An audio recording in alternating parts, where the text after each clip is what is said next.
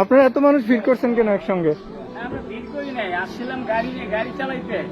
আচ্ছা। অবস্থা পরিস্থিতি বেশি ভালো না, সুবিধা না, যার কারণে আমরা এখন বেকার হয়ে রয়েছি, তো যে যার বাসায় চলে যাবো, একটু আলোচনা করে চলে যাচ্ছি আর কি।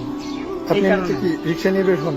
হ্যাঁ, আমি রিক্সা নিতে আসছিলাম, কিন্তু এখন যে পরিস্থিতি, যে অবস্থা দেশের বিভিন্ন জায়গায় বন্ধ, এখন আমাদের মতন স্বাভাবিক গরিব মানুষ যারা, তারা খুবই কষ্টতে। তো কি করবো, কিছু করার নাই, আমাদের সরকারের বাইরে তো আর কিছু করতে পারি না। সরকার তো আপনাদের রিক্সা বন্ধ রাখতে বলছে। হ্যাঁ, এটা সরকারের, ঠিক আছে, এটা সরকারের আইন, আমাদের দেশের গণপ্রজাতন্ত্রী বাংলাদেশ সরকারের আইন আমাদের মানতে হবে।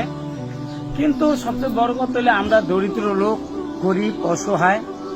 আমাদের একটা ফ্যামিলি আছে, যেমন এই দেশটা যেমন প্রধানমন্ত্রী চালায়, আমাদের গরিবের সংসারও আমরা গরিবের এক চালাই।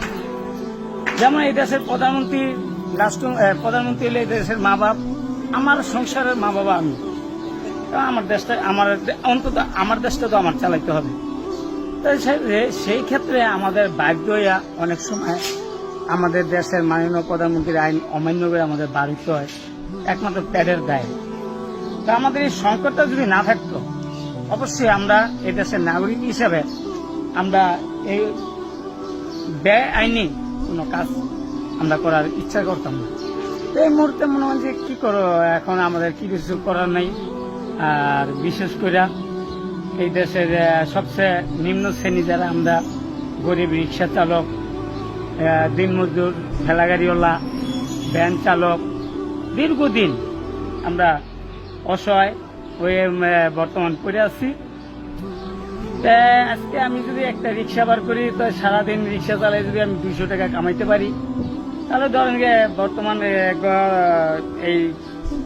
এই যে ভাইরাসটা ছড়াইছে, এই ভাইরাসটা ছড়ার আগে আমাদের গরিবের যে চাইলের একটা নিম্ন দাম ছিল 36 টাকা, আজকে সেই চাইলটা আমাদের কিন্তু হইতেছে 48 টাকা, 50 টাকা।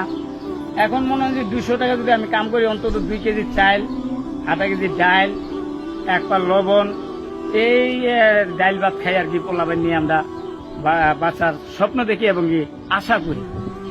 এখন বর্তমান আজকের যে পরিস্থিতিতে আমি আগামী দিন যে আমার ছেলে মেয়েদের মুখে যে এক কেজি আটা নিয়ে একটা রুটি দেব কি পারবো কি না, এইটা নিয়ে আমরা এখানে যতজনই আছি একটু আলোচনা করতেছি যে কিভাবে আমরা চলবো।